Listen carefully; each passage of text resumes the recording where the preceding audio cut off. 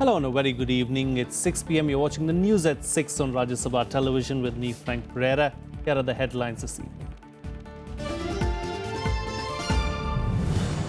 Power Minister Piyush Goyal lists out his ministry's achievements, says plan for 24/7 affordably electricity supply will be ready by 2019.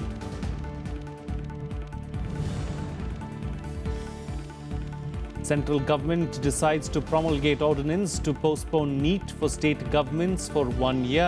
Mixed reactions greet the move.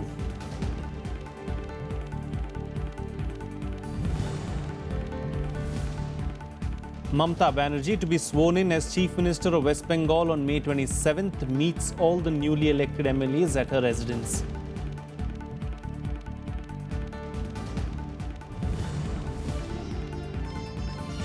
And CPM announces name of veteran party member Pinarayi Vijayan as the new Chief Minister of Kerala. Vijayan will be the 22nd Chief Minister of the state.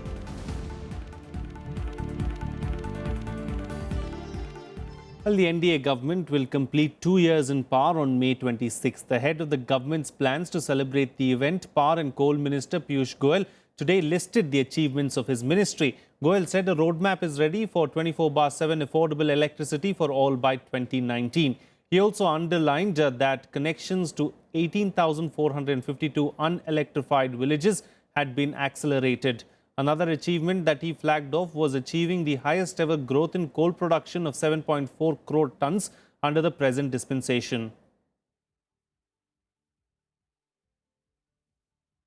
Rededicate ourselves to taking this mission of 24/7 affordable power in an environment-friendly way to every citizen of this country, to every industry, to every office, ensure adequate power to every farmer in this country. While the original target was 2022, we have all committed ourselves to achieve this vision of the Honorable Prime Minister Shri Narendra Modi by 2019. Meanwhile, the centre today decided to promulgate an ordinance to postpone the Common Medical Entrance Examination NEET by 1 year. The exam is applicable for those applying for central government and private medical colleges. Meanwhile, the decision evoked mixed reactions in various quarters. Delhi Chief Minister Arvind Kejriwal wrote to Prime Minister Narendra Modi urging him to drop the move. He claimed that parents and students welcome NEET as it discouraged those seeking admissions through donations.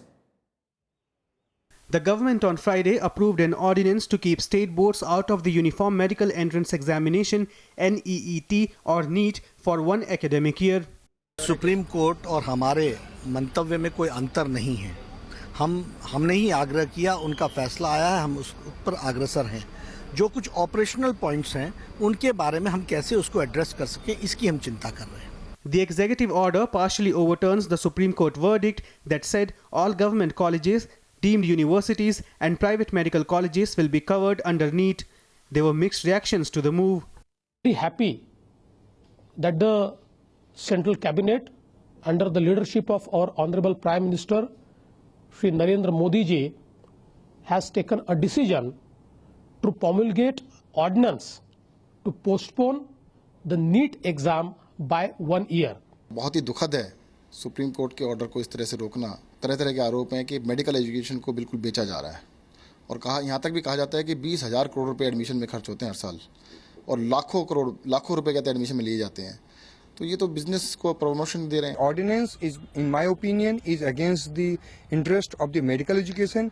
It is against the interest of a student. It is against the interest of country, and it is also against the law of the land. That is the order passed by the Honorable Supreme Court. Completely U-turn has been taken. Its statements have also come out in support of the NEET by Honorable Minister of Health, and suddenly U-turn has been taken in the name or I will say in the pretext of the interest of a student. Nearly 6.5 lakh students have already sat for the first phase of NEET held on 1st of May. The next phase of the exam is scheduled for 24th of July.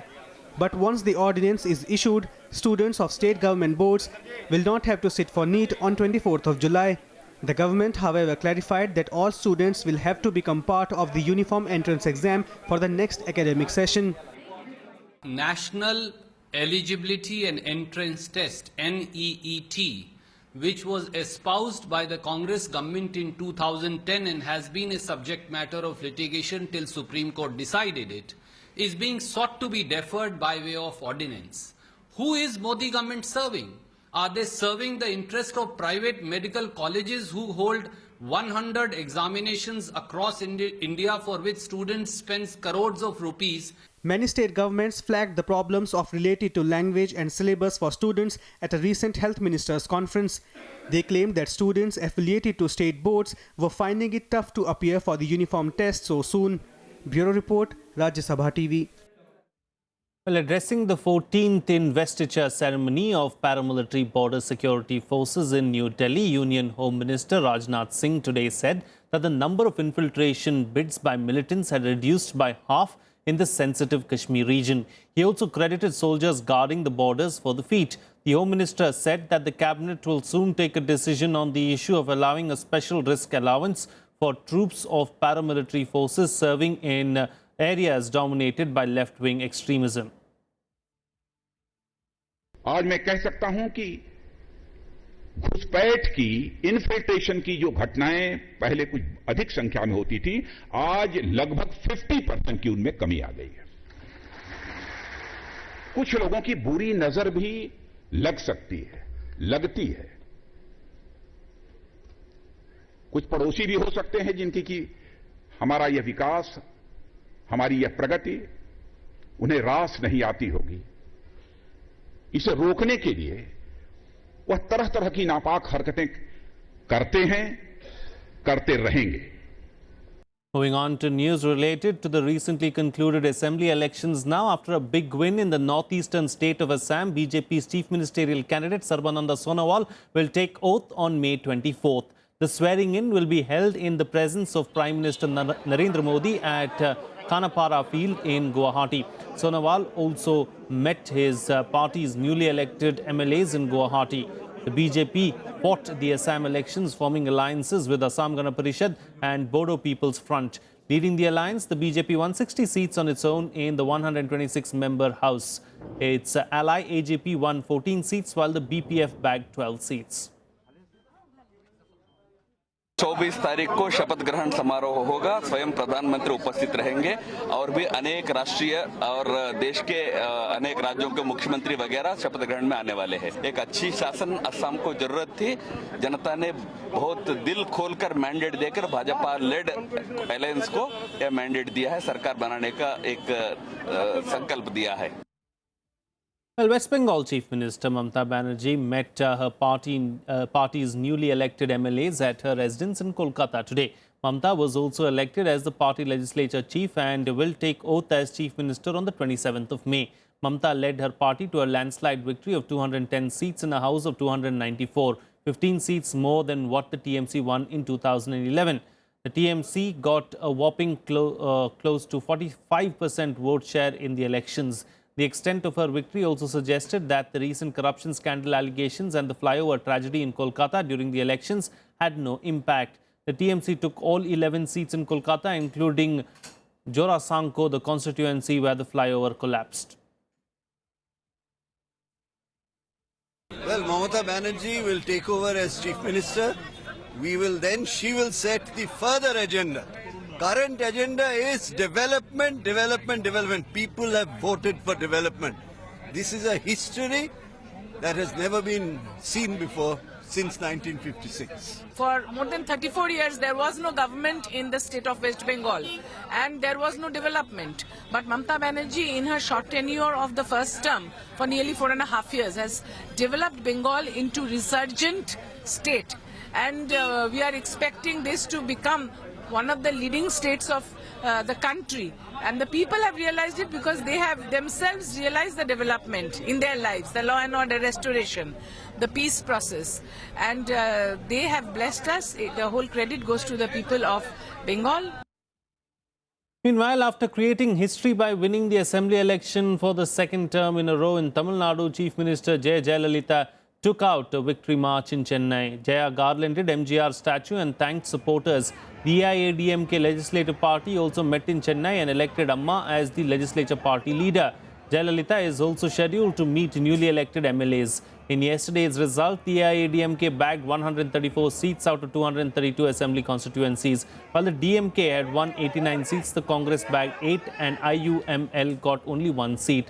Amma will be sworn in as Chief Minister for the 6th time. The opposition's attempt to target her as being inaccessible and authoritarian failed to dent her image in the wake of a multitude of welfare schemes like the Amma Canteen, Amma Water and Amma Pharmacies, among others. Meanwhile, the CPM today officially announced the name of its veteran leader and Politburo member Pinarayi Vijayan as the new Chief Minister of Kerala, sidelining former Chief Minister V.S. Achyutanandan. The decision to nominate 72-year-old Vijayan was taken at the Kerala CPM office in Thiruvananthapuram. The CPM Secretariat and Party's Kerala Committee met on Friday in the presence of General Secretary Sitaram Yechuri to decide the Chief Ministerial candidate. Vijayan is the only Politburo member who was elected to the Assembly this time. He will be the 22nd Chief Minister of Kerala. 92-year-old former Chief Minister of Kerala, V.S. Achyutanandan, was hoping for his second term, but the party chose Vijayan. Meanwhile, Kerala Chief Minister Oman Chandi also resigned from the post after the defeat of Congress-led UDF in the Assembly election. Chandi submitted his resignation to Governor P. Satasivam.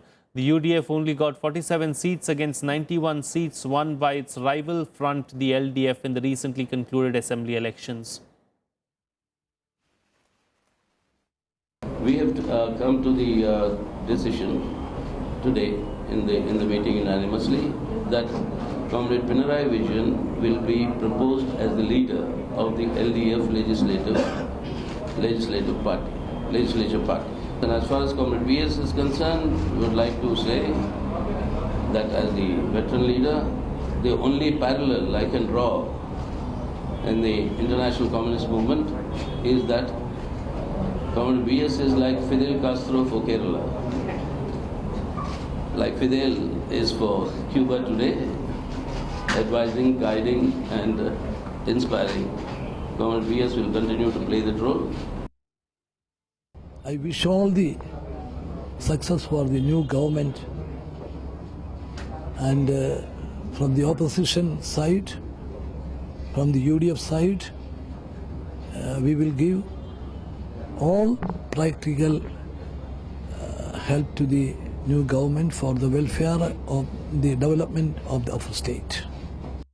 Joining me on the phone line right now is our correspondent Vishal Dahiya. Well, Vishal, there was a lot of debate yesterday, of course, about who would be the Chief Minister leading the LDF in Kerala, and that name has finally emerged. It is not 92-year-old V.S. Achyutanandan, but it is 72-year-old Pinarayi Vijayan.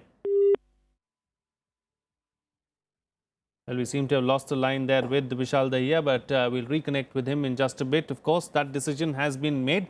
The CPM has decided to go with the 72-year-old Pinarayi Vijayan as the Chief Minister of Kerala, and he will, of course, be sworn in a couple of days' time from now. The decision, of course, we are joined by my colleague Vishal Dahiya on the phone line right now to talk more about this. Well, Vishal, there was a lot of debate about who would be the next Chief Minister of Kerala. Would it be 92-year-old V.S. Achyutanandan or 72-year-old Pinarayi Vijayan? That decision has now been made.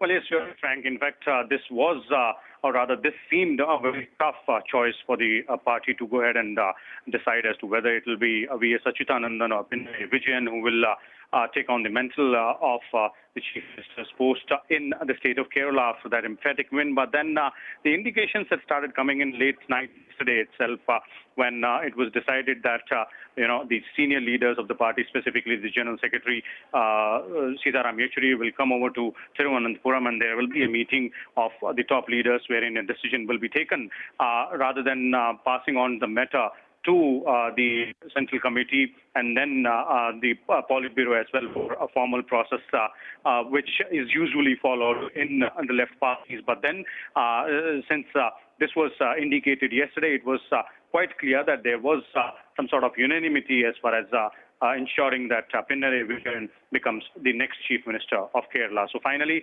the decision has been taken by the left parties, and now it will be Pinarayi Vijayan who will become the 22nd Chief Minister of Kerala and will take oath shortly. Interesting what the General Secretary of the party there, Sitaram Yechuri, came out and said, Vishal, saying that, the 92-year-old VS is going to act as a mentor, and he's going to, don the role of what Fidel Castro does in Cuba is what he's going to do in Kerala. Well, yes, it is quite interesting. But then, if you look at it in political terms, and specifically with respect to the, internal strife which the CPM has been, fighting with since last few years in the state of Kerala, all of us are pretty much aware that there are known to be two factions in the left front in Kerala. One which is led by V.S. Achyutanandan, second led by Pinarayi Vijayan. But in these elections, we saw both these factions, and specifically both these senior leaders leaving their differences aside and putting up a united front, which is considered to have resulted in this huge victory for the LDF. So once this had happened, it was pretty much clear that if one of them had to be made the chief minister, the other one has to be given that stature which is befitting the work and the respect which is garnered by the other leader, in this case V.S. Achyutanandan. So this is a balancing act which has been done by the central leadership, pretty much necessary for them to do in the state of Kerala. All right, Vishal Daya, we'll have to leave it at that. Thank you so much for joining us there with those details. Well, it's time for a short break now, but news and updates will continue right here on Rajya Sabha television. Stay tuned, we'll be right back.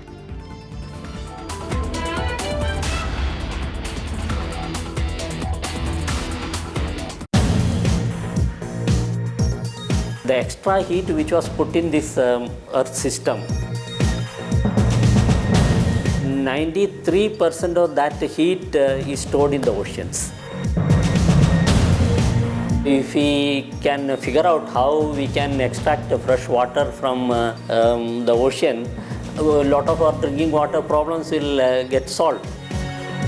Watch Eureka with Dr. Satish C. Shenoy, Director, National Institute of Ocean Technology, only on Rajya Sabha TV.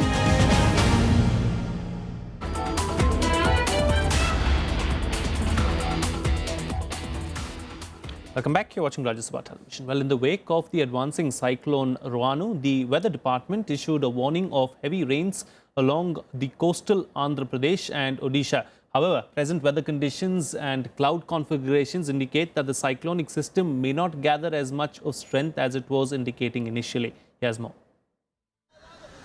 Heavy rains lashed parts of Odisha and coastal Andhra Pradesh for the second day on Friday, as Cyclone RUNE in West Central Bay of Bengal moved further northeastwards, retaining its strength as a cyclonic storm. Moving at a fast pace of 25 km per hour, RUNE is likely to move further northeastwards along and off Andhra Pradesh and Odisha coast and intensify into a severe cyclonic storm by Friday night. The cyclone is expected to make landfall over Bangladesh between evening of 21st of May and early morning of May 22nd. The Met Department has issued an alert in at least 12 districts in the coastal, southern and northern regions where heavy to very heavy rainfall is predicted in parts of coastal and central Odisha. 10 teams of the State Disaster Rapid Action Force and fire service personnel have been kept ready.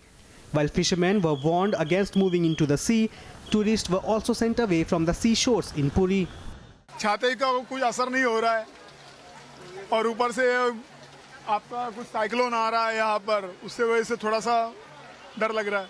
नहाने के लिए तो मैं जा रहा हूँ, तो सब हम ब्रिज में मना कर रहे हैं कि नहीं, अभी बहुत ज़्यादा अलर्ट है, भारी पानी हो रहा है। An alert was sounded in coastal Andhra Pradesh where heavy to very heavy rainfall was predicted during the next 24 hours. Chief Minister Chandrababu Naidu directed officials to open relief camps and evacuate people from vulnerable areas. National and state disaster response teams have also been deployed to deal with any emergencies. Today morning, at about a distance of 60 kilometers southeast of Visakhapatnam, it is moving in northeasterly direction. It will, under its influence, strong winds of already 100 km/h is likely along north coastal Andhra Pradesh. Heavy rainfall is also likely along the north coastal Andhra Pradesh. Meanwhile, India rushed 2 naval ships with relief material to Sri Lanka, which has been severely hit by the tropical cyclone RUNE. 43 people have been killed and 133 still missing after massive landslides and floods ravaged the island country. Bureau Report, Rajya Sabha TV. And there seems to be no respite from the prevailing heat wave conditions in north and central India. According to the Met Department, the severe heat wave conditions will gradually abate only from next week. Several parts of Rajasthan, Saurashtra, Kutch and Gujarat along with parts of Madhya Pradesh continued to reel under severe heatwave conditions for the second day on Friday after the Met Department raised a red alert over the current conditions. Meanwhile, Phalodi in Jodhpur district recorded 51 degrees Celsius yesterday. It is the highest ever temperature recorded in the country. Ahmedabad also shattered a century-old record as the maximum temperature touched 48 degrees Celsius on Thursday. Moving on to some international news now. Hopes of finding survivors trapped under mud due to the landslides in Sri Lanka are fading fast. Rescue operations resumed on Friday intermittently as continuous rains threatened with more landslides. Rescuers recovered 30 more bodies on Friday morning, taking the death toll to over 50. Authorities say there are few chances of anyone being found alive and the toll is only likely to increase. Hundreds of people are feared trapped under mud after week-long rains unleashed deadly landslides at several places. Days of torrential rains forced over 300,000 people out of their homes. Meanwhile, India has sent naval ships to Colombo with relief material and assured the neighbor country of all help in dealing with the devastation. Staying on with international news now, debris of the Egyptian flight that went missing on Thursday has been found. The Egyptian military claimed it was found along with some passengers' belongings off the coast of Alexandria today. The search for the black box has now been intensified. The flight was en route from Paris to Cairo with 66 people on board when it crashed. Investigation about its disappearance is still on. Hours after the Egyptian airline flight MS-804 went off the radar, the Egyptian military says the debris and the passenger belongings from the missing plane have been found off the coast of Alexandria in the Mediterranean Sea. The search for the black box has now intensified. أعلنت القوات المسلحة المصرية في أحدث بيان لها وصل إلينا منذ لحظات أنه في إطار الجهود المبذولة من عناصر البحث والإنقاذ للقوات المسلحة في البحث عن الطائرة المفقودة منذ الأمس تمكنت الطائرات الحربية والقطع البحرية المصرية المشاركة صباح اليوم. When it lost contact, it was at the entering to the Egyptian airspace. What we have identified so far, together with the Greek side, that it was 280 kilometers from the coast of Egypt. A massive search operation was launched after the plane disappeared on Thursday without a distress signal from its crew. Greek, Egyptian, French and UK military units have joined the search operation. Egypt has not ruled out a terrorist angle, saying the attack was a more likely scenario than a technical failure. Both France and Egypt are investigating together the mystery of the plane disappearance. Des hypothèses sont examinées, mais aucune n'est privilégiée, car nous n'avons absolument aucune indication sur les causes. D'ailleurs, nous recherchons des débris de l'avion. Vous avez vu que la France contribue avec l'Égypte, la Grèce et puis d'autres pays. Un avion est déjà sur place, un autre va venir. Meanwhile, Egyptian President Abdel Fattah al-Sisi has expressed his utmost sadness and regret at the crash. The new development has left the relatives of the passengers anxious. مش اي حد اي معلومه خالص والله ما في اي حد معلومه خالص يعني مش اي معلومه حصلت ما حدش عنده معلومه هي دي الفكره احنا عرفنا دلوقتي من الاذاعه يعني ان هي يعني وجدوا الحطام يعني لقوا الحطام بتاع الطياره في ناحيه اليونان كده فربنا يعني عقبال ما يلاقوا حد كده يعني نقدر حتى نصلي عليهم ولا حاجه. The flight, which was en route from Paris to Cairo, disappeared from the radar on Thursday morning over the Mediterranean Sea with 66 people on board. The tragedy raised fears of a repeat of the bombing of a Russian passenger jet over Egypt last October that killed 224 people. Bureau Report, Rajya Sabha TV. Moving on to some sports news now. The Indian women's team settled with a bronze medal in the Uber Cup Badminton Championship at Kunshan in China today. The Indian team suffered a 3-0 defeat at the hands of defending champions China in the semi-finals. India's campaign ended after Jwala Gutta and N. Sikki Reddy lost their opening doubles game. Earlier, Saina Nehwal and PV Sindhu went down narrowly against their opponents in the two singles matches. Indian women also scripted history in the last edition when they won a historic bronze in New Delhi. Top seed China will now face winners of the match between Korea and Japan in the title clash. Here's a roundup of the other sports news in our sports beat. Mary Kom and Sarita Devi began their IBA World Women's Boxing Championships campaign with a clean sweep as both boxing veterans notched up 3-0 victories. Mary Kom overcame Sweden's Juliana Soderstrom and will face Germany's Aziz Nimani, while Sarita defeated Belarus's Ala Yarshevich and will face Mexico's Victoria Torres next. The championships offers more than just medals, as reaching the semi-finals will ensure the duo a place at Rio for their respective categories.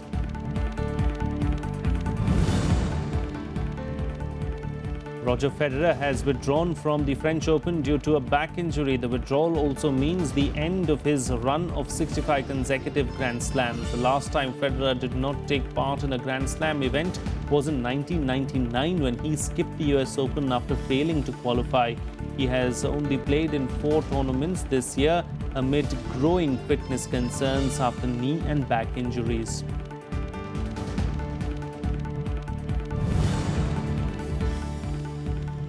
UEFA has decided to conduct its presidential elections to replace Frenchman Michel Platini on the 14th of September at Athens, Greece.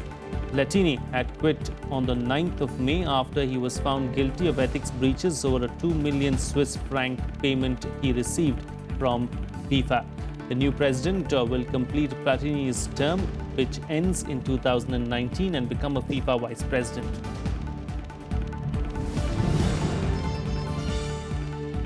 Sevilla mounted a remarkable second-half comeback as they went on to stun Liverpool 3-1, winning their 3rd consecutive Europa League title. The Reds dominated the first half, opening the scoreline through Daniel Sturridge, but the second half saw an inspired performance from the Spanish side. Kevin Gamero took advantage of a defensive error to level the scoreline. Koke then struck twice to take the game away from the Reds' reach. The defeat leaves the Reds with no European football next season, while Sevilla is promoted to the Champions League.